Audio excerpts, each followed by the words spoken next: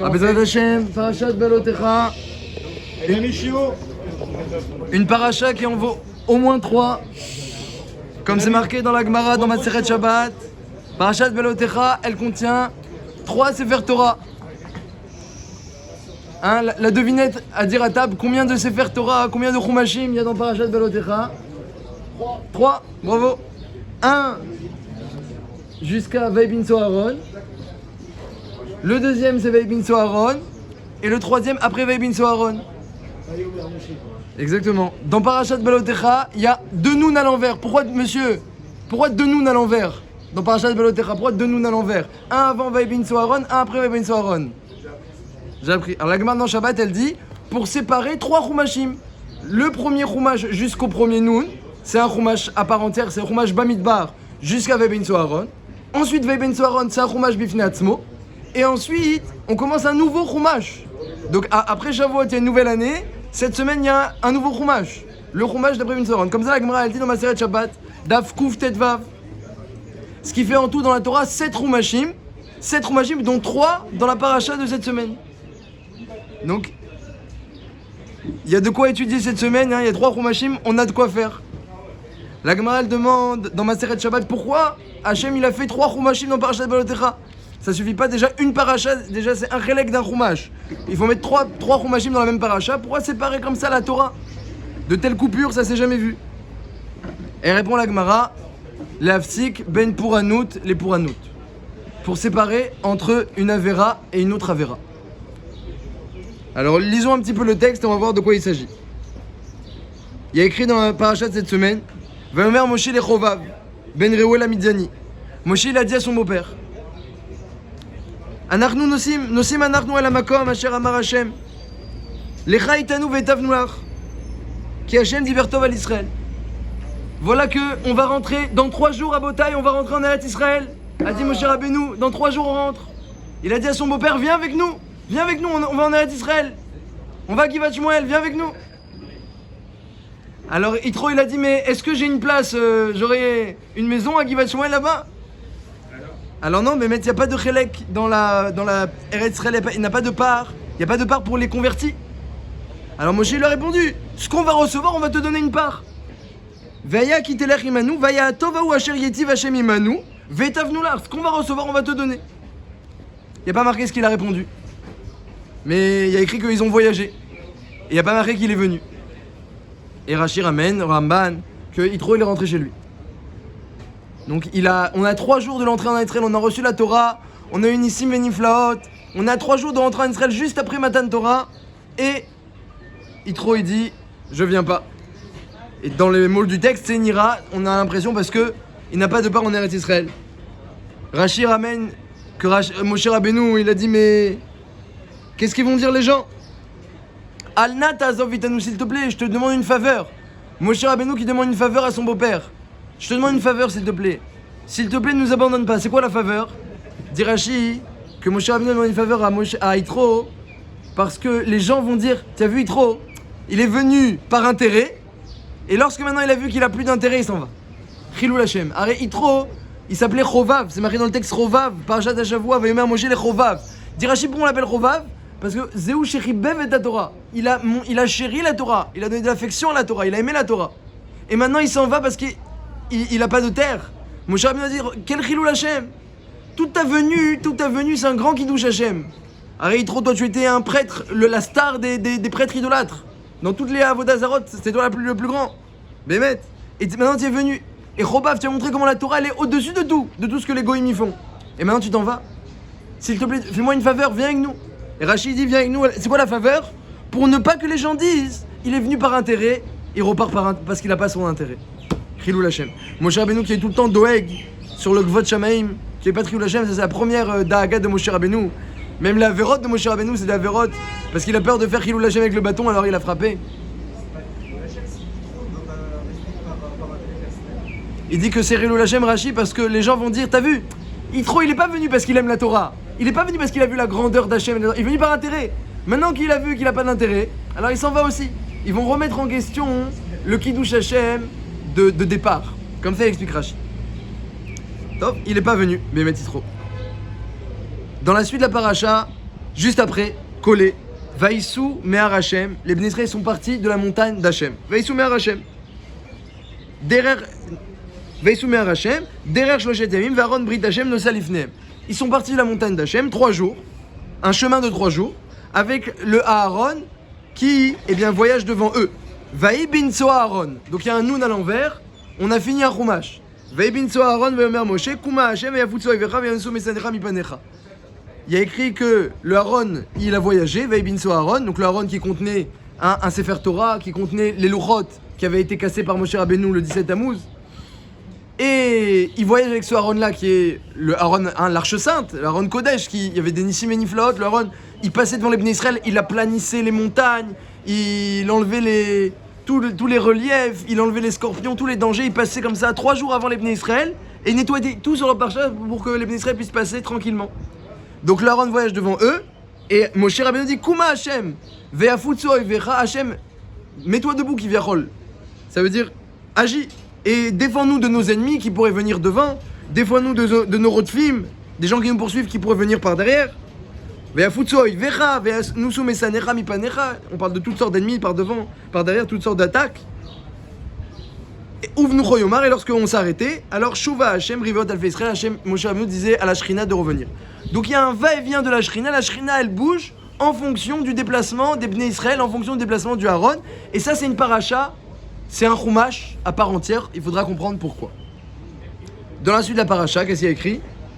Vayam kemintonanimra beozne Hashem. Les Bnei Israël se sont plaints.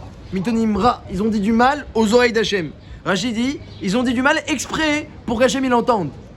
Mintonimra beozne Hashem, ils ont des mitkaven qu'Hashem il entende. De quoi ils se sont plaints? On n'est pas content, pourquoi? Parce que, comme c'est marqué, Moshe a dit à Yitro, tu sais, on va rentrer, d'ici 3 jours on rentre en Eretz Israël. Donc il y avait un grand enthousiasme parce qu'on va rentrer en Eretz Israël. Et Hachem, Idbarach, a fait rentrer les Bnei Israël, les a fait marcher plus rapidement que prévu pour qu'ils arrivent plus vite. Donc le chemin de 3 jours, dit Rashi, on l'a fait en 1 jour. Et ça, les Bnei Israël, ils n'ont pas aimé. Ils n'ont pas aimé. Et Rashi dit qu'en réalité, ils cherchaient un prétexte. Ils ont trouvé ça comme prétexte. Mais en vrai, ils cherchaient un prétexte pour se plaindre. Ils cherchaient un prétexte pour se plaindre. Il faudra comprendre pourquoi. En tout cas, ils n'ont pas aimé le chemin de 3 jours en 1 jour. Ils ont commencé à parler mal, et on est fatigué, et le chemin, et nos enfants, et nos bébés, et nos troupeaux, et qu'est-ce qu'Hachem il nous fait, et qu'est-ce qu'Hachem il nous fait pas, etc. Ils ont parlé mal. Vaï Esh, Vativar Bam Esh, il y a eu un feu qui est descendu. Vatoral Biksa Machane qui a touché un bout du camp. Rachid dit c'est quoi le bout du camp? Ou c'est le bout élevé, ou c'est le bout le plus bas. Ou c'était les gens importants du clan d'Israël qui ont mal parlé, ou c'était le Erev Rav qui ont mal parlé. Il n'y a pas marqué dans la Torah, il y a marqué Ksa Machane, il y a 2 chitotes. Un bout du camp, le bout ça peut être le bout par en haut, le bout par en bas, en tout cas, il s'agissait du bout du camp qui a été touché. Donc ça peut être des gens élevés qui ont parlé mal. Et ils ont été touchés. Vaïtsaka Am El Moshe, ils ont crié vers Moshe, arrête-nous ce feu. Vaït Pel El Moshe, Vatishka Esh. Le feu s'est arrêté. Juste après, la suite de la paracha. Ve'asafsouf, un ramassis de gens, à Asafsouf, à Asher Bekirbo. Qu'est-ce qu'ils ont fait sur Asafsouf? Un ramassis de gens. Itavu Ta'ava. Ils ont commencé à avoir des ta'avot, dit la Torah. Vaïfkou, ils ont pleuré. Ils ont dit on n'a plus de viande. Vous vous rappelez en Égypte, on avait de la viande. Maintenant, on n'a que la manne, on n'a plus de viande. Zachar nous Vous vous rappelez le poisson? Comment manger du poisson sur le Nil? Vous vous rappelez le poisson? On faisait les brochettes. Vous vous rappelez? Le mangal. Le brochette. Ve'adaga, on se rappelle. On mangeait chinam, gratuit, Rachid dit gratuit des mitzvot. Est-ce que tu crois que les Égyptiens ils prenaient pas un impôt sur le poisson? Gratuit des mitzvot. Et ta kishouim, vous vous rappelez les kishouim, les courgettes, veta vatichim et les pastèques, veta khatsir, veta betsalim, le khatsir et le poireau et l'oignon, veta choumim et l'ail. Est-ce que vous vous rappelez de l'ail qu'on mangeait en Égypte? Évidemment le Midrash ramène, qu'est-ce qu'ils veulent les Bnei Israël? Ve'ata nafshenu yivesha en kol bilti al aman. Ils se plaignent de la manne. Ces gens-là, ils ont une ta'ava de manger. Et ils se plaignent de la manne. Maintenant, le problème, c'est quoi? La manne, elle avait tous les goûts possibles. Donc, de quoi tu te plains? Ah, ils se plaignent de quoi? Alors, on peut dire qu'ils se plaignent de la consistance. Comme ils ont l'air de le dire. Ils se plaignent de la consistance. Nafshenu yevesha. On est sec à manger cette manne-là. On est sec. Hein, ils veulent de la sauce, ils veulent de la graisse. On est sec avec cette manne-là. Alors, et les goûts et les parfums, alors ils se plaignent du poireau, de l'ail, de l'oignon, qui sont les parfums qu'il n'y avait pas dans la manne. Parce que comme la manne était mangée par des femmes qui allaitent, alors il n'y avait pas dans la manne le goût de certains aliments qui sont mauvais pour l'allaitement. Comme ça, Akadosh Baruch Hu, il a fait Bechesed ou Berahamim. Et eux, ils se plaignent de ce goût-là. Et la Torah nous décrit à ce moment-là la manne, Va'aman Kizragad, la manne au contraire c'était fabuleux, et ça ressemblait à une pierre précieuse. Et la Torah nous décrit combien c'était bon et combien on pouvait faire toutes sortes de plats avec, et le faire cuire, le faire frire, le mettre au four. La Torah nous raconte, et son ta'am était extraordinaire, c'était Echad Mishishim, 1/60 du Gan Eden. Donc la Torah nous décrit que vraiment ils se sont plaints pour rien. Mais il y a eu une ta'ava, comme ça on veut de la viande, etc. Et alors la Gemara nous dit que c'est à cause de ça Vaibin Soharon. Si un jour on demande pourquoi Vaibin Soharon, pourquoi il y a un noun avant, un noun après, 3 chumashim, tout ça pourquoi? Tout ça pourquoi? Pour séparer la faute d'avant Vaibin Soharon de la faute d'après Vaibin Soharon. Il ne fallait pas que les deux fautes se suivent. Si les deux fautes se suivent, c'était dangereux. Hachem a dit il faut absolument qu'on sépare les deux fautes qu'elles ne se suivent pas. Alors qu'est-ce qu'on va faire? On va mettre un chumash, pas un arrêt, un chumash pour séparer les deux parachiotes. La question que les Mefarshim se demandent, c'est que c'est quoi ces deux fautes qui se suivent? Avant Vaibin Soharon, il n'y a pas marqué de faute. Après Vaibin Soharon, il y a marqué ils se sont plaints du chemin et ils se sont plaints de la manne. Avant Vaibin Soharon, il n'y a pas marqué de faute. Il y a marqué Yitro, il voulait partir. Il n'y a pas marqué de faute. Yitro, c'est pas l'éclat d'Israël. Il n'y a pas marqué de faute. Alors Rashi, là-bas dans la Gemara, il est dorek un peu, il essaye de dire un Yishuv. Il dit qu'on parle de la faute du Asafsouf. Qu'ils se sont plaints de la manne. Et que ça c'était avant Vaibin Soharon. Et on a mis Vaibin Soharon pour séparer avec la faute du Derer, lorsqu'ils se sont plaints du chemin. Le problème c'est que ça ne suit pas l'ordre chronologique de la Torah. Arrête, dans la Torah c'est marqué, ils sont partis, ils ont voyagé, Vaibin Soharon, et ensuite c'est marqué le chemin et les Ta'avot. Et Rashi dit que les Ta'avot c'était bien avant l'histoire du chemin et bien avant Vaibin Soharon. Comme ça dit Rashi, les Mefarshim là-bas, le Ramban, Tosfot, dans la Gemara, ils sont pas d'accord avec Rashi. Ils disent ça ne suit pas l'ordre de la Torah. Mais alors Rachid avait un problème, alors c'est quoi la faute? Il n'y a pas de faute avant Vaibin Soharon. Alors dit Tosfot et le Ramban, il y a oui une faute, mais il faut la voir. Mr. Rachid l'avait vu, mais il avait une couchée, on va voir quelle couchée elle avait Rachid. Il y a écrit juste avant Vaibin Soharon, il y a marqué Vaïsou Mehar Hashem. Ils sont partis de la montagne d'Hashem. Bah évidemment, ils étaient hors Sinaï, il y avait la Shrina. Alors d'où ils sont partis? Ils sont partis de la montagne d'Hashem, dit le Ramban. Si la Torah elle a dit ils sont partis de la montagne d'Hashem, ça veut dire qu'ils sont partis de cette montagne parce que c'est la montagne d'Hashem. Et comme dit le Midrash, bravo, le Midrash il ramène que les Bnei Israël se sont enfuis du Har Sinaï. Ils sont enfuis du Har Sinaï quand des enfants qui sortent de l'école lorsque la cloche sonne, ils sont enfuis du Har Sinaï. Ketinok aborer mina escoli, de l'école. Comme ça le dit le Midrash. Ils se sont enfuis. Et pourquoi? Dit Tosfot, parce qu'ils ont étudié beaucoup de Torah. Comme ça dit Tosfot, beaucoup de Torah on a du Har Sinaï. Ah là là, combien de Torah? Ils sont restés là-bas longtemps. Ils faisaient quoi toute la journée? Vous croyez qu'on allait travailler au Har Sinaï? On n'avait pas de travail au Har Sinaï. Il y avait le shiur, Magid shiur, etc. C'était toute la journée. Au bout d'un moment, ils ont dit bon allez, c'est quand que ça finit le shiur du Rav là? La sonnerie, allez encore. Ah. Ça c'est la première faute.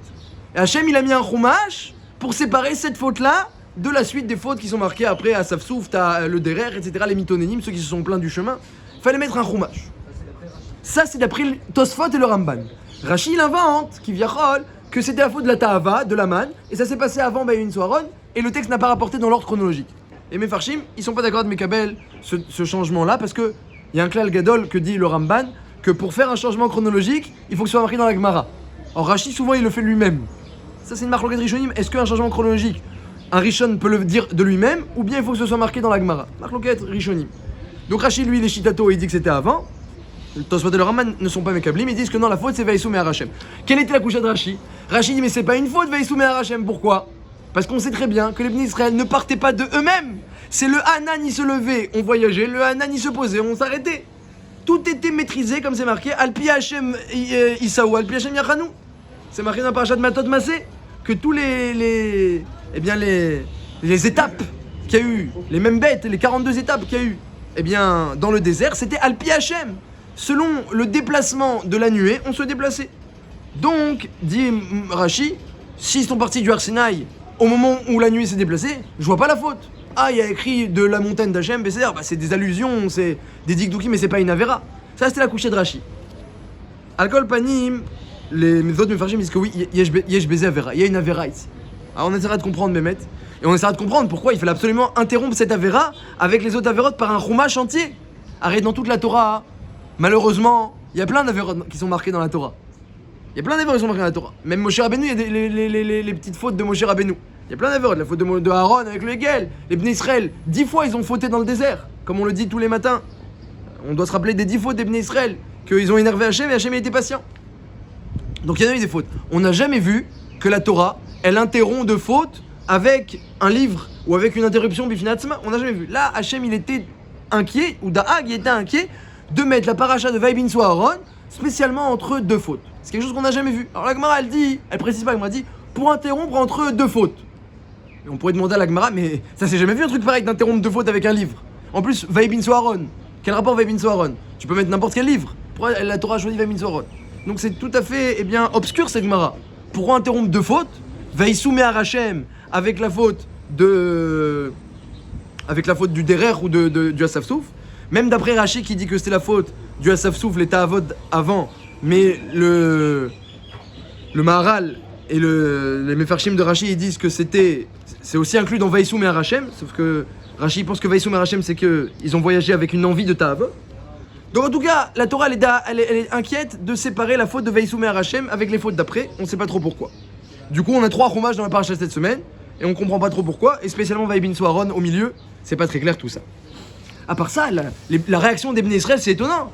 On a trop étudié de Torah. Est-ce que vous avez déjà entendu quelqu'un qui a dit on a trop étudié de Torah? Est-ce que vous avez déjà entendu ça? On a étudié, ça fait longtemps qu'on est au Har Sinaï, toute la journée des shiurim, shiur de Gemara, shiur d'Alacha, shiur de Moussar, on n'en peut plus. Comme ça il dit Ramban, la Madnou, Arbe, Torah Arbe. Et donc c'est pour ça qu'ils sont partis en courant. On n'a jamais vu ça. Et je vais vous dire la vérité, dans la Gemara Brachot, il y a écrit que oui, ça existe quelqu'un qui dit qu'on a trop étudié de Torah. La Gemara elle dit, quelqu'un qui n'étudie pas beaucoup, il va dire j'ai trop étudié de Torah.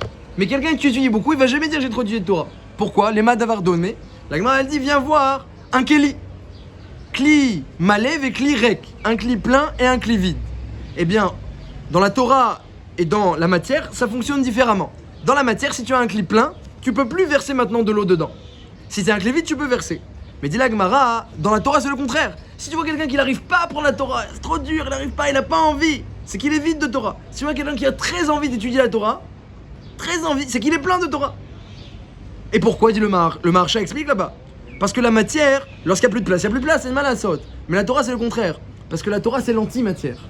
La Torah c'est l'infini.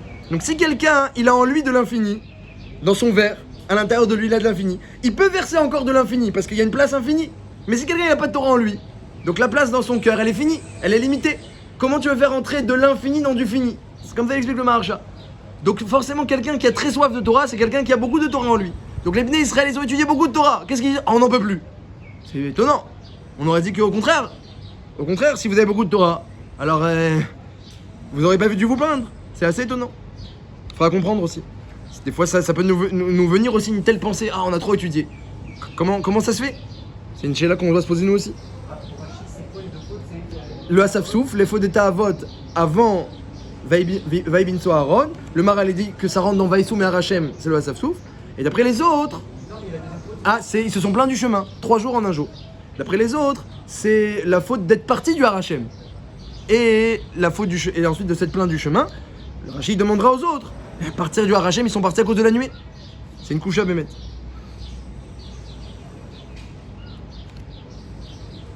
Bon alors, à part ça, on a dit le Asaf-Souf, ils se sont plaints. Le Asaf-Souf, ils se sont plaints d'après Rashi. On veut la pastèque, et l'oignon, et le poireau. On n'a pas l'impression qu'on est en train de lire la paracha de Belodecha, on a l'impression qu'on est au marché là. Et le poireau, et la pastèque, et l'oignon, et le poisson, et les grillades. Qu'on mangeait gratuitement. Et la Torah nous dit Ketsa Machane. D'après certains, c'est le rêve Rav, d'après certains, c'est les plus grands du clan Israël. Le Mouvain, on comprend pas. Il s'agit du Dordéa, des gens qui ont vu Hachem.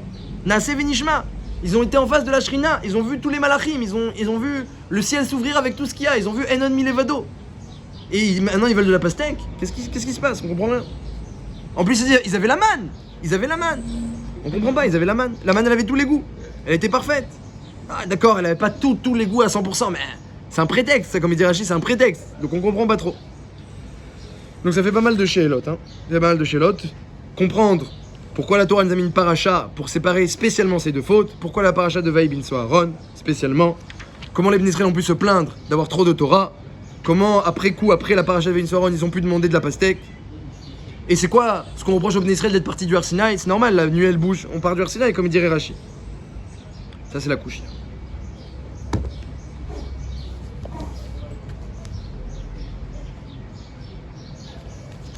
La Gemara raconte dans Kiddushin d'Aflames, très connu. La Gemara raconte une histoire, un machal. Il y avait un père. Et bien un jour, il a frappé son fils une grande macaraba. Il a frappé son fils une grande maca.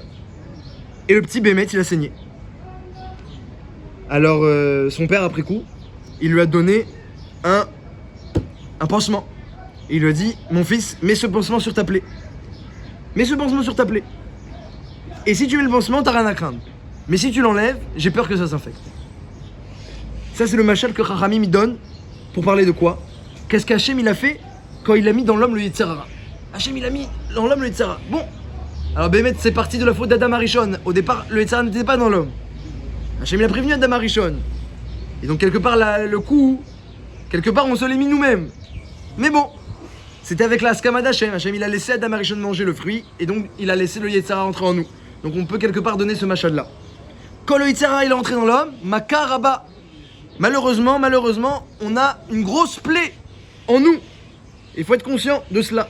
Une grosse plaie en nous. Dit Hachem, prends le pansement. C'est la Torah. Comment je sais que c'est la Torah? Parce qu'il y a marqué Vesamtem et Devarai Ele. Vesamtem. Ne lis pas Samtem, Sam, Tam. Sam, Samim, Sam c'est un médicament, Sam. Tam, parfait. Sam, Tam. Vesamtem et Devarai Ele, Alevafrem. Quand la Torah nous dit d'étudier la Torah, elle nous dit Vesamtem, dit l'Agma, ne lis pas Vesamtem, et là, Sam, un médicament, Tam, parfait. Hein, Ishtam Yoshevolim, en plus Tam, ça fait référence à la Torah. Ishtam Yoshevolim. Mais un médicament parfait qui est la Torah. Vesamtem et Devarayele, Alevafrem. Mets sur ton cœur la Torah, et t'as rien à craindre, ça va pas s'infecter. Et dit l'Agmara, après, dit Hachem au clan d'Israël, tu peux manger, tu peux boire, tu peux même manger des choses sucrées, tu peux boire ce que tu veux. Tu peux te tremper dans l'eau chaude, prendre des bains d'eau chaude, et tu peux prendre des bains d'eau froide. Voilà les mots exacts de la Gemara. Tu peux prendre des bains d'eau chaude, tu peux prendre des bains d'eau froide. Ve'en ata mitzare. Tu n'as pas à craindre l'infection. Ve'imata mavira. Mais si tu enlèves le pansement, arei ma'alanumi. J'ai peur que ça s'infecte. Chas v'shalom, infection généralisée du Yetzer Hara. Chas v'shalom. Car Amar Akadosh Baruch Hu lebnei Israël. Béni barati Yetzer Hara, j'ai créé le Yetzer Hara.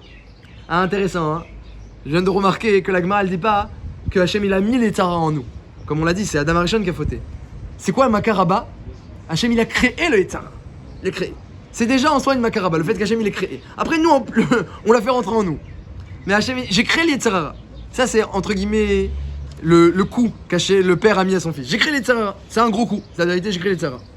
Ah, et toi après tu l'as fait rentrer en toi. Ou baratilo Torah Tavlin, mais j'ai créé la Torah comme antidote. Imatem oskim batorah. Einatem nimtsarim beyado. Si tu étudies la Torah, tu n'es pas placé entre ses mains. Chez Neymar, Aloim tetiv se'et, la Gemara rapporte des psukim pour prouver de cela. Et au contraire, vela petach ratatrovetz. La Gemara des psukim. Ve'elecha teshukato. Que Yetzer Hara il attend qu'une chose, c'est t'attraper. Mais si t'as la Torah, il peut pas rentrer. La petach ratatrovetz, il est à la porte. Tiens la Torah, il rentre pas. Mais il veut qu'une chose, c'est rentrer. Fais attention. Lâche pas la Torah parce que tu lâches la Torah, la porte elle s'ouvre. Attention.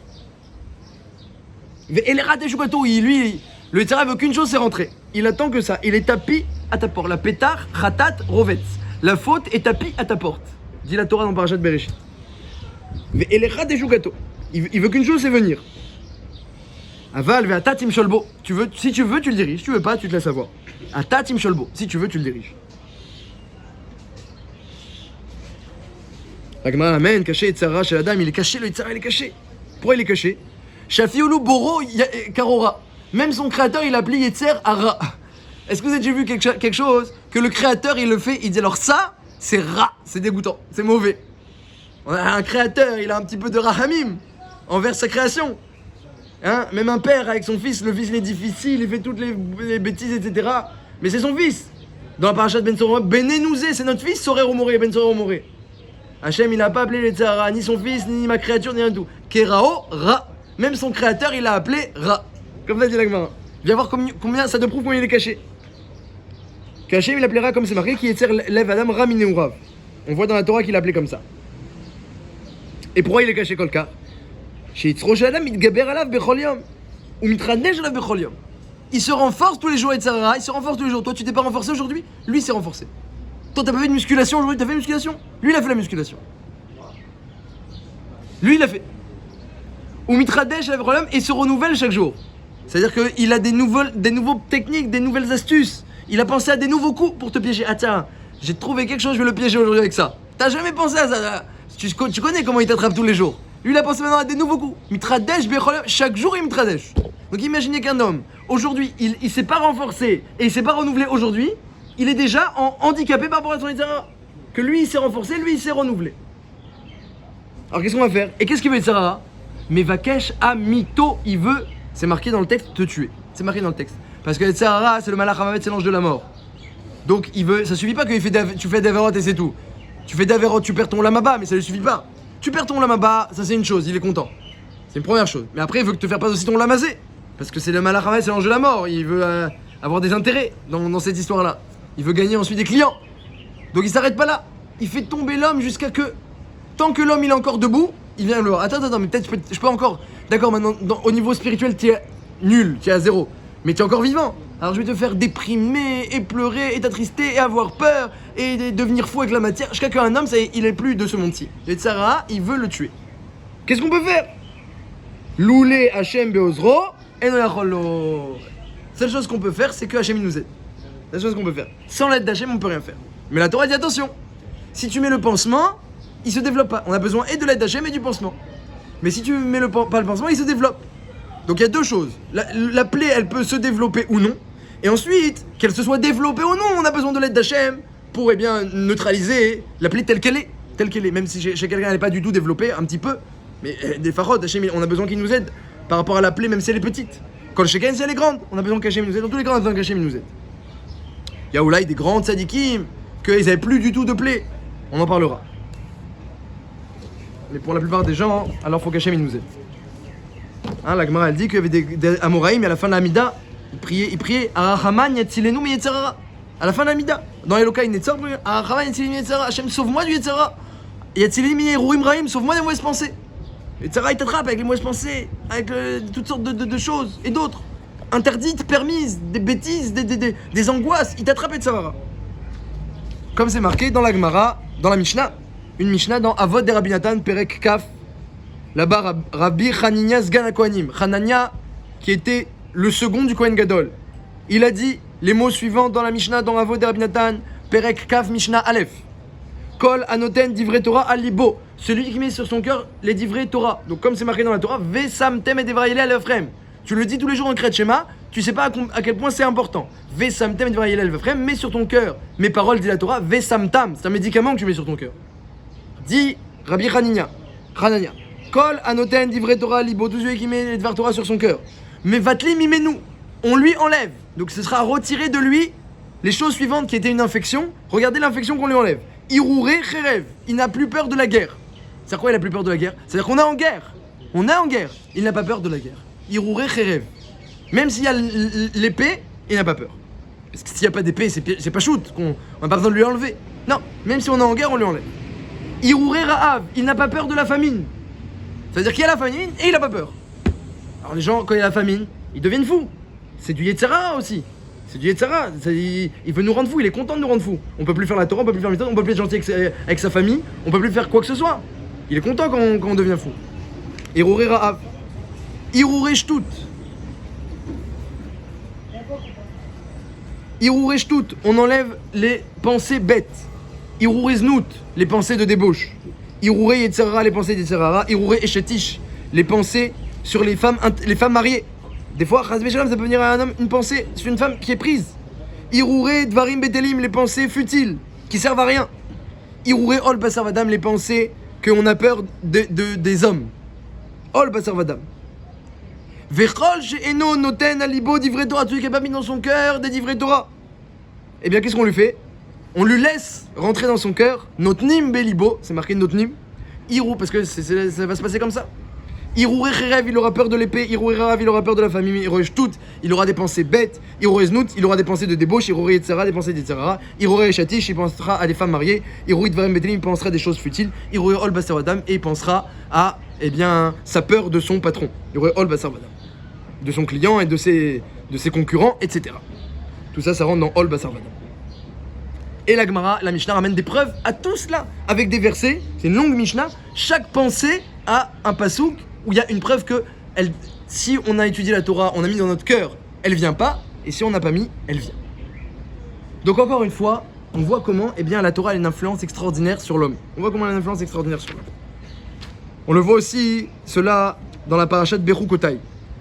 Et quand on va étudier ensuite la paracha de Bechukotai, on va comprendre juste après Bechukotai, on va comprendre ce qui se passe dans la paracha de cette semaine.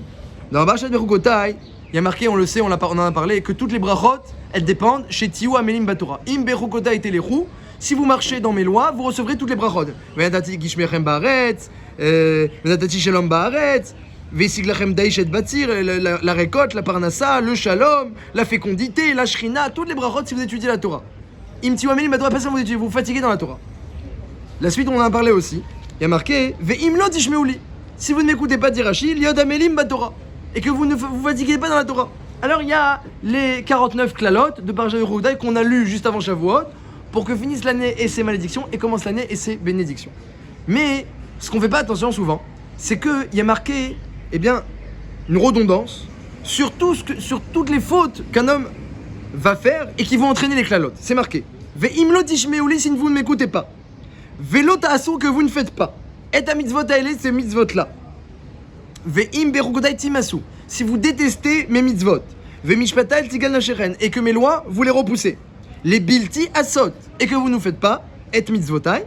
Les afrechem et beriti, et que vous annulez mon alliance. Tout ça, c'est des redondances. C'est pour dire que les juifs, ils n'ont pas fait la Torah. Mais il y a marqué 7 expressions différentes. Dit Rashi, il explique tout. Rashi explique tout. Dit Rashi. Ça commence avec quoi? On a dit, la première condition, c'est vous n'avez pas écouté Hachem qui vous a dit de vous fatiguer dans la Torah. Et on demande tout le temps, mais pourquoi toujours les brachot, ça dépend de l'étude de la Torah, les brachot, on comprend jamais. Alors on essaie de donner des explications à chaque fois, chaque année on donne des explications. Pourquoi les brachot, elles dépendent de se fatiguer dans l'étude? Mais Rashi lui-même, il donne une explication. Il dit, écoutez ce que dit Rashi. Alors pourquoi c'est marqué, dit Rashi après, Velota asu, et vous ne faites pas? Dit Rashi, Michelotil medulota asu. Rashi dit comme ça. Si vous ne vous fatiguez pas dans l'étude, alors comment vous pensez que vous pourrez appliquer la Torah? Quelqu'un qui se fatigue dans l'étude, il va bien appliquer la Torah. Quelqu'un qui se fatigue pas dans l'étude, il voudra pas appliquer. Il sait pas qu'est-ce qu'il faut appliquer, et même s'il sait, il a pas forcément envie, il a pas compris la portée. Mais si quelqu'un il a bien étudié, il s'est fatigué, il arrive à une conclusion. Imaginez quelqu'un qui a... Moi des fois ça m'arrive comme ça pendant des heures et des heures, voire des fois des jours. Je travaille pour comprendre une halakha. Quand je l'ai compris après des jours, j'ai compris cette halakha. Vous croyez que je vais pas l'appliquer? Des jours, je me fatigue pour arriver à la conclusion que ça c'est moutar et ça c'est assour, et évidemment on va l'appliquer après. Dit Rashi, mais si vous vous fatiguez pas dans l'étude, vous n'appliquerez pas. Ou parce que vous ne connaîtrez pas cette halakha là, ou vous la comprendrez pas comme il faut, ou parce que vous n'aurez pas envie. Après il continue. C'est quoi la suite? Ve'im bechukotai timasu, vous vous dégoûtez de mes mitzvot. Il dit Rashi, parce que si vous n'appliquez pas les mitzvot, et que vous voyez les autres ils appliquent, qu'est-ce que vous ressentez? Mo'es berrim. On repousse les gens qui appliquent. Puisque vous-même vous ne faites pas. Alors après, tu vois les autres, ils font plus que toi. Ah là là, c'est religieux. Ah là là, lui il fait comme ça. Ah, il est mahmir, il est exigeant, etc. Pourquoi un homme il ressent comme ça? Parce qu'il ne fait pas. Donc, tout ça, ça a commencé parce qu'il n'a pas étudié. Du coup, il n'a pas fait le maximum. Le pauvre, il connaît pas, il peut pas faire. Il peut pas appliquer, il sait pas qu'est-ce qui est bien, qu'est-ce qui est pas bien. Qu'est-ce qu'il faut faire, qu'est-ce qu'il faut pas faire. Il voit les autres qui font plus que lui. Moïse Berrim, il se dégoûte. Ah là là, ils sont fous ceux-là. Ah, extrémistes. Après, c'est la suite, c'est pas fini. Et mishpatai tigal nafshechem. Après, il déteste mishpatai. Rachid dit sonnet à chorma. Il déteste même la sagesse. Il voit les gens qui réfléchissent, qui étudient comme ça, qui font du pile-poule comme ça, dans Rachid, et eux ils sont en extase et lui il comprend rien. Parce qu'il a pas étudié, il comprend rien. Et la Gemara elle dit, il faut pas étudier la Torah à côté de quelqu'un qui sait pas étudier. C'est sourd. La Gemara dit, tu vois quelqu'un qui sait pas étudier, n'étudie pas à quoi. Fais pas Rachid Tosfot à côté de lui. La Gemara dit à quoi ça ressemble? Ça ressemble à quelqu'un qui est Boel Arusato Befanav. Je l'ai dit en hébreu. Boel Arusato, pourquoi? Parce que Torah Tzivalanu Moshe Morasha Kilat Yaakov. La Torah elle est appelée Morasha. Pourquoi c'est pas marqué Yerusha, c'est marqué Morasha? Atira Morasha dit la Gemara, elle a Meurasa. C'est une fiancée la Torah. C'est une fiancée. Quelqu'un qui ne sait pas étudier, c'est comme s'il est fiancé, mais il n'a pas accès à la fiancée. C'est sa fiancée à lui aussi la Torah. Tu crois qu'il n'y a que toi qui t'es au Arsinaï? Lui aussi il a eu au Arsinaï. Mais il ne sait pas étudier le pauvre. Pour une quelconque raison. Et donc quand il voit quelqu'un qui sait, ça l'énerve. C'est ma fiancée, lui il étudie, moi j'étudie pas. Alors, sonnet à Rochma, il déteste ceux qui étudient. Et après, alors qu'est-ce qu'il fait après? Quand on déteste les gens qui étudient, les bilti asot, c'est quoi les bilti asot? Il fera pas, c'est quoi il fera pas? On a déjà dit qu'il faisait pas. Dirachi, Monéa et Tacherim, il empêche les autres de faire. Ah tiens, je vais lui faire un coup, je vais l'empêcher d'étudier celui-là. Il empêche les autres. Il supporte pas. Lui, il étudie, moi j'étudie pas, il supporte pas. Il sait pas pourquoi, des fois, un ami, tout ça, ça peut se passer dans l'inconscient des fois. Il déteste les gens qui font, il déteste la chorma, il empêche les autres, il sait même pas pourquoi. Tout ça, ça a commencé parce il s'est pas fatigué dans l'étude pour pouvoir appliquer lui-même. Tout ça commence à mal à Torah. Comme ça, Rachid dit. Il est monnaie à Tacherim. Et kol mitzvotai. Et après, il y a marqué et kol mitzvotai, c'est quoi? Dit Rachid, kofer ba mitzvot. Après, qu'est-ce qu'il dit? Mais les mitzvot, elles sont même pas vraies. Et lui, il fait ça, mais c'est pas vrai de toute façon, ce qu'il fait. C'est faux, il a inventé. C'est pas écrit comme ça. Parce que là, c'est notre Torah. Torah, c'est le Moshe Moracha, c'est notre Torah. Ça l'énerve. Il est juif, c'est sa Torah, il a reçu, il sait qu'il est chayav. Il sait qu'il est chayav. Un goy, il est pas énervé comme ça quand on fait la Torah. Même avec la Torah, je vais vous dire. Avec un goy, il est pas énervé quand tu fais la Torah devant un goy. Alors, fait marquer dans Beth Levi que si les juifs appliquent bien la Torah, les goyim respectent la Torah. Si les juifs n'appliquent pas bien, les goyim, ils vont se mettre à les embêter. Mais c'est pas parce qu'ils sont jaloux, les goyim. Pas théoriquement. Pas parce qu'ils sont énervés. Parce que Minashaim, Hachem, il fait que quand un homme il est faible en Torah, alors les goyim ils vont te montrer que si t'es faible, si t'as pas envie de faire, on va t'empêcher aussi. Mais c'est pas autant qu'un juif. C'est pas autant qu'un juif. Il y a une certaine sina, mais c'est pas autant qu'un juif. Un juif, il est mamache, ça le concerne. C'est son obligation à lui aussi. Alors qu'est-ce qu'il fait? Bah ini, quelle obligation? Qui a parlé d'obligation ici? Kofer ba mitzvot, qui a parlé d'obligation? Et c'est pas fini. Alors qu'est-ce qu'il fait? On va dire, mais c'est Hachem, il a dit. Les Frichem et Beriti. Il dit, Hachem? Kofer baïkar. Kofer baïkar. Au début, il nie les mitzvot. Après, il nie, Chas v'shalom, celui qui forcément, tu lui dis, mais Hachem, il a dit. Et qu'est-ce qu'il est obligé de faire celui-là? Hachem? Comme il a dit Paro, je connais pas. Chas v'shalom. Sur une faute, parce qu'il a pas étudié la Torah, il s'est pas fatigué dans la Torah. Sur une faute, tout ça. Il a pas étudié la Torah, il s'est pas fatigué, donc il a pas fait. Alors donc il a pas fait, il fait pas autant, il fait pas ce qu'il peut, il fait pas autant. Donc après, il voit les autres qui font plus, ça l'énerve. Et après ça l'énerve, alors il se met à détester. Il voit les gens qui étudient, il déteste la chorma, et après il empêche les autres d'étudier. Et après il dit, mais pourquoi vous faites tout ça? C'est même pas vrai, il faut faire la mitzvot. On dit, mais Hachem il a dit, il faut faire baïka. Tout ça. Alors la Torah, elle dit, vous savez ce qu'elle dit la Torah après? Elle dit, Hachem il nous punit 7 fois, la punition de Berugodai c'est marqué, 7 fois ce qu'on a fauté. Shiva al chatotechem. T'as fait une faute, Hachem il te fait 7 punitions pour une faute. Shiva al chatotechem. Rachid demande c'est quoi cette histoire? 7 fois pour une faute. En réalité, parce qu'en réalité il y avait une dégringolade en 7 étapes qu'on a citées à l'instant. Mais c'est parti de une faute. Chez Lo, Ayou, Amelim, Batora. Ils sont pas fatigués dans l'étude. Ça entraîner. Après Hachem, la dégringolade, il va pas te frapper. Hachem il frappe pas quelqu'un qui dégringole. Il va pas te frapper parce que tu dégringoles. Quelqu'un qui est en train de tomber, on le frappe pas. Mais il va te frapper pour la première marche. Pourquoi t'as pas fait attention à la première marche? Tu pouvais encore faire attention. Quand t'es en train de dégringoler, on peut rien faire. Mais la première marche, t'as vu qu'il y avait des escaliers? Fallait pas tomber, c'est ça là, il fallait pas tomber. Shiva, tu seras puni 7 fois pour la première marche. Comme ça c'est marqué dans la Torah, Parashat Bechokotai. Ça c'est le secret pour comprendre la Parashat Shavua. Maintenant qu'on a vu la Gemara dans Kiddushin, sur le pansement, on a vu la Gemara dans la vote des Rabbi Nathan, à quel point, eh bien, toutes nos pensées, toutes nos tavot, elles dépendent de cela. Et on a vu Parashat Bechokotai, comment Rashi nous décrit que, eh bien, c'est le Shoresh. On comprend très bien, la question de départ était, dans la Parashat Be'alotecha, il y a 3 Chumashim. Il y a Bamidbar jusqu'à Vaibin Soharon, qui est un Chumash Bifnei Atzmo, et ensuite la suite de la Parasha, qui est un autre Chumash. Donc 3 Chumashim dans la même Parasha. La Gemara a demandé, pourquoi interrompre la Parasha en 3 Chumashim pour séparer la faute d'avant Vaibin Soharon de la faute d'après Vaibin Soharon. Quelle était la faute d'avant Vaibin Soharon? Ils sont partis du Har Sinaï, comme des enfants qui s'en vont de l'école, comme ça il dit le Midrash. Vaïsou Me'ar Hashem. Ah, on a trop de Torah, on s'en va. On a reçu trop de Torah au Har Sinaï, on s'en va comme des enfants qui quittent l'école. Là, il y a Vaibin Soharon, une interruption, et ensuite il y a toutes sortes de fautes. Ils se sont plaints du derer, ils se sont plaints de la manne, et on veut de la pastèque, et on veut du poireau, et on veut de la viande gratuite, des mitzvot. Comme ça ils ont dit les Bnei Israël. Hachem dit, oulala, faut absolument que j'interrompe, que je fasse une interruption entre la faute d'avant, Vaïsou Me'ar Hashem, et la faute d'après. On a demandé, mais je comprends pas, dans toute la Torah, il y a plein de Haverot, on n'a jamais vu qu'Hachem il interrompt 2 Haverot. La réponse est la suivante, c'est que 2 Haverot dans la Torah, elles n'ont pas forcément un lien. Il n'y a pas besoin d'interrompre entre les deux. C'est pas forcément un lien. Et même s'il y a un lien, mais c'est pas forcément la racine. Mais là, on est à la racine de toutes les fautes. Vaïsou Me'ar Hashem. Ils veulent plus étudier la Torah. On a trop étudié au Sinaï. On veut plus étudier. Ça, c'est la racine de toutes les fautes, comme on l'a décrit dans Rashi. Ils sont en train de dégringoler. Hachem, qu'est-ce qu'il fait? Attends. On arrête. On stoppe la Torah. On stoppe le film. Puisque là, on est encore dans un texte. On stoppe le texte. Même si eux, Bémet, ils ont dégringolé. Mais Hachem, dans le texte, les Farot, il a stoppé. Il a mis Vaïbin Soharon. Qu'est-ce que c'est Vaïbin Soharon?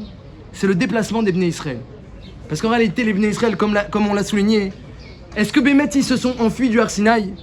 Ils se sont pas enfuis du Har Sinaï. La nuit, elle s'est levée. Ils sont partis parce que la nuit, elle s'est levée. Comme Rashi, il pense.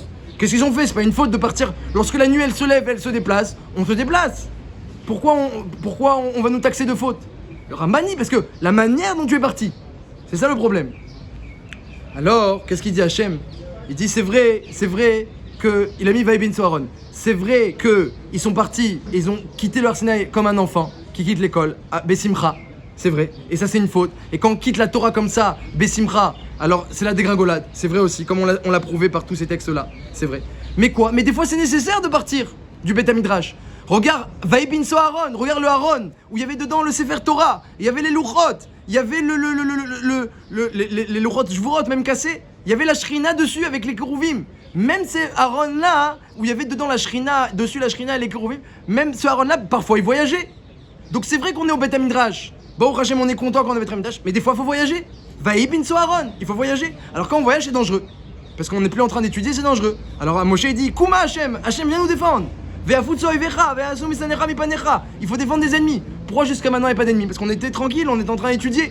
On était avec le Haron à Kodesh qui était au repos, il y avait la Shrina, il n'y a rien à craindre. Maintenant tu voyages, ça devient dangereux. Alors Moshe Rabbeinu fait une prière, que la Shrina ne nous abandonne pas, dit Rashi. Que la Shrina ne s'éloigne pas trop de nous, dit Rashi. Comme ça ramène Rashi, à la Makom. Qu'est-ce qu'il fait Hachem Berachmanout, dans sa grande bonté, qu'est-ce qu'il fait Hachem? Les Bnei Israël sont partis avec la Kavana de quitter la Torah. Hachem il met un texte pour interrompre. La racine de toutes les fautes, c'est de quitter la Torah. Hachem il met un texte pour interrompre et dit c'est vrai qu'ils sont partis, mais il fallait bien partir. Regarde le Haron, Vaïbin Soharon, même le Haron avec la Shrina, il fallait bien qu'il bouge. Il fallait bien qu'on parte. Vayomer Moshe, même Moshe, il a vu il a dit Kouma Hachem, il fallait bien qu'on parte. Donc Hachem, il a pris l'action des Bnei Israël et quelque part, il la justifie. Il fallait bien partir, il fallait bien bouger. Comme Rachid, ce qu'il dit, ils ont pas fauté. Ils sont partis au Sinaï. Aussi Hachem, il a fait ça. Il a pris la paracha de Vaïbin Soharon pour dire bon, ils sont partis en Bessimcha comme un enfant qui sort de l'école, mais il fallait bien qu'on bouge d'ici, Vaïbin Soharon. Et après, on continue avec la dégringolade. C'est vrai que l'une dépend de l'autre, que c'est la racine tout. Mais maintenant qu'Hachem, il a coupé la racine, Kivyachol, il a fait en sorte que, eh bien, il y a moins cet effet-là. Que les Bnei Israël, ils sont pas forcément, lorsqu'un homme il s'éloigne un petit peu de la Torah, eh ben il peut revenir. Bon, Hachem, on voit des gens qui se sont éloignés de la Torah, ils ont dégringolé, et après on voit qu'ils sont revenus. Donc Hachem, par cette coupure, il a fait en sorte que c'est pas, eh bien, c'est pas aussi puissant le lien de cause à effet qu'avant. Mais il est vrai, le lien de cause à effet, il est vrai, il est marqué dans la Torah. Vaïsoumé à Hachem, 3 passos plus tard, ils ont commencé à se plaindre du chemin, ils se sont plaints de la manne, alors qu'ils avaient tout. On a dit, qu'est-ce qu'ils veulent avec la manne? Ils avaient tout avec la manne. Quoi, juste le goût de la pastèque et le goût de l'oignon, c'est ça qui les a dérangés. C'est vraiment ça leur problème. Il dit le Ramban, il dit comme ça. Ka'asher nifrad Adam minatora, le Ramban, le Gaon Mivilna, pardon. Ka'asher nifrad Adam minatora, rodef harata avot umvakeshota. Comme ça dit le Gaon de Vilna. Et le Ramban aussi, il écrit quelque chose similaire. Lo hayalem chisaron baman, écrit le Ramban, il n'y avait aucun problème dans la manne. Alors quoi? Avalim shilou benavshotechem ta'ava. Ils ont eu maintenant une envie, une tava. Mais dans quoi? Une tava dans quoi? T'as tout ce que tu veux. Faut bien qu'on trouve. Alors la tava, ils ont dit, allez, des poireaux. On veut des poireaux. C'est pas qu'ils voulaient des poireaux, c'est qu'il y a eu en eux un renforcement du Yetzer Hara. Pourquoi? Parce qu'ils ont quitté la Torah. Lorsqu'un homme quitte la Torah, le Yetzer Hara, il se met à brûler en lui. Il se met à chauffer, à brûler. Parce que jusqu'à maintenant, tu mettais le pansement, maintenant ça commence à se développer. Qu'est-ce que tu veux? Alors qu'est-ce que tu veux, le Yetzer Hara? Je sais pas, qu'est-ce que t'as pas? J'ai pas de poireaux, je veux du poireau. J'ai pas de pastèque, je veux de la pastèque. Est-ce que t'as pas? On va trouver, je veux la pastèque, je veux du poireau. Mais ça va pas, mais tu sais qui tu es Minakatsim, tu es le plus grand du clan d'Israël. Mais je veux du poireau. Je peux faire, je veux du poireau. Je peux en faire. C'est pas qu'ils voulaient du poireau, c'est que le Yetzer Hara, il brûlait en eux. Il brûlait en eux parce qu'ils ont quitté la Torah. Comme ça il dit le Ramban. La manne, elle était très bien. Et c'est vrai, le Gaon de Vilna, sur le passouk dans Michelet, les Ta'avan, Yevakesh Nifrad, il y a un passouk dans Michelet qui dit lorsque l'homme s'en va, la Ta'ava vient. Il dit le Gaon, c'est quoi s'en va? Il s'en va de la Torah. Lorsque l'homme s'en va de la Torah, il y a de la Ta'ava, elle arrive. Keshon Nifrad, la Torah, Rodef Harata, la Ta'ava, elle arrive. Et après, bah, il va te demander toutes sortes de choses, comme on l'a vu dans le texte, des choses qu'il a envie, des choses qu'il a même pas envie. Peut-être même pas qu'il a envie de ça. Et il faut bien demander quelque chose, la tava elle brûle. Il faut bien qu'elle demande quelque chose.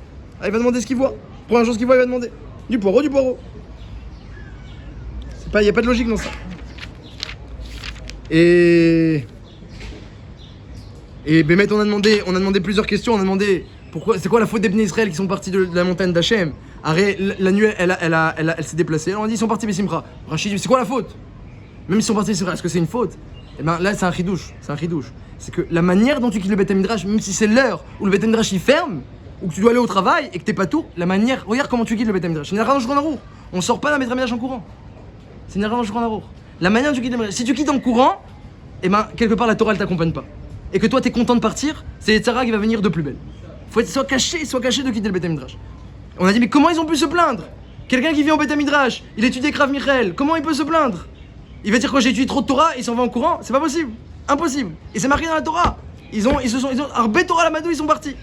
Ah Ma'apshat. Alors on a dit Klima les Marzik, plus t'as de Torah, plus t'as envie d'étudier. Alors deux choses on peut répondre à cette question, c'est une question cacha, mais on peut y répondre deux choses. Premièrement, les divrei Torah, faut les placer dans le cœur. C'est marqué, si tu les places Vesam Tem et Devra Hillel et Vafrem, si tu places le médicament dans le cœur, t'es protégé, etc. Si tu places dans la tête, donc c'est intellectuellement intéressant, mais tu t'es pas fatigué, tu t'es pas plongé, t'as pas réfléchi, t'as pas fait rentrer dans le cœur, il y a reliot que ça te protège pas autant que ça pourrait te protéger. Donc Vesam Tem et Devra, le médicament il se met dans le cœur. Faut étudier de tout son cœur la Torah, pas seulement avec la tête. Si quelqu'un il prend du recul, il a son café, il a son jus d'orange, etc., il a son téléphone, mais il a compris le raisonnement de la Gemara. Ça marche pas. On est dedans à fond ou Shum Davar. Ou à fond ou Shum Davar. Hein, le Chazon Ish il écrit que celui qui étudie la Torah il s'arrête, alors Mekayem est à Tohu. Il maintient le Tohu Bohu. Il maintient, hein, la Torah elle maintient, mais il maintient le Tohu Bohu. Il maintient pas ce monde-ci. Il maintient le Tohu Bohu. Mais quand même, il a permis un maintien. Donc, déjà, premièrement, est-ce que Bnei Israël, ils faisaient rentrer la Torah dans leur cœur? C'est une première ta'ana peut-être qu'il y a sur eux. Et la deuxième ta'ana, la deuxième chose, et ça c'est un point qui est très important. C'est un point qui est très important. Et je vais vous donner un machal et on va finir avec ça. Quelqu'un il arrive à table et on va dire son épouse est en train de préparer à manger. Et donc il veut donner des conseils à son épouse. Bon, c'est peut-être pas conseillé, hein, l'épouse on la laisse cuisiner, mais on va parler d'un cas comme ça où la femme elle a demandé des conseils par exemple. Comme ça, il n'y aura pas de problème de shlom-bayit. Elle a dit alors, conseil. Il dit alors, mets des épices. Très bien. Elle fait chauffer. Très bien. Elle fait mijoter. Et coupe les légumes en petits. Ah, très bien. Et donc il lui donne. Pourquoi tout ça? Laisse-la maintenant mettre tous les ingrédients et c'est tout. Non, mais elle m'a demandé des conseils et puis c'est comme ça qu'on fait pour que ce soit bon. Il faut mijoter, couper en petits morceaux, émincer les épices, etc. Et même quand c'est complètement cuit, et ben quand même on peut laisser encore plus mijoter parce que ça devient encore meilleur, etc. Et la sauce, etc. Donc on comprend bien, hein, lorsqu'on a un plat, les ingrédients, ils sont très bien les ingrédients. Mais on comprend bien hein, que la manipulation des ingrédients, elle aura une influence sur le goût qu'on va ressentir dans la bouche.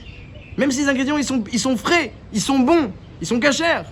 Mais Adain, la manipulation des ingrédients, la préparation, elle va avoir une conséquence directe et importante sur le goût qu'on aura en bouche. Et si on n'a pas un bon goût parce qu'on n'a pas bien préparé, ça ne remet pas en question la valeur des ingrédients. Auto d'avar. Quelqu'un il vient en Beth Midrash. Il est dérangé à gauche à droite pour certaines choses. La Ravruta avec qui tu dis ça va pas. C'est pas la Ravruta pour toi. C'est pas la bonne Ravruta. Mais t'as pas envie de le dire parce que tu veux pas le vexer. Mais c'est pas la bonne Ravruta. Et le Rav, il est saoulant le Rav, ce Rav là, avec ses shurim, oh là là.